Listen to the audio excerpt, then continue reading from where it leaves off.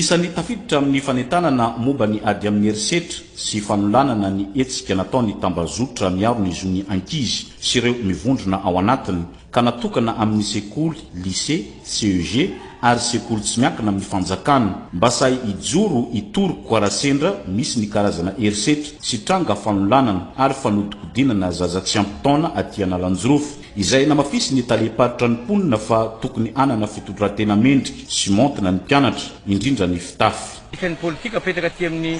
parika Analanjorofo zany miaraka amin'ny tany Filamina mikambana ao anatin'ny RPE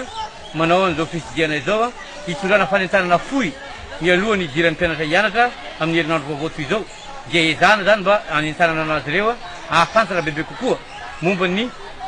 fitorohana tokony atao amin'ny sendra misy manao an'izany fanolanana izany ka dia zay zany ny antony nazavaina teto hanomezana hafatra fohy azy ireo mba sy salasala ampahafantatra ny trano Filamina ampahafantatra ny mpampianatra amin'ny kilasy misy azy momba n'izany hoe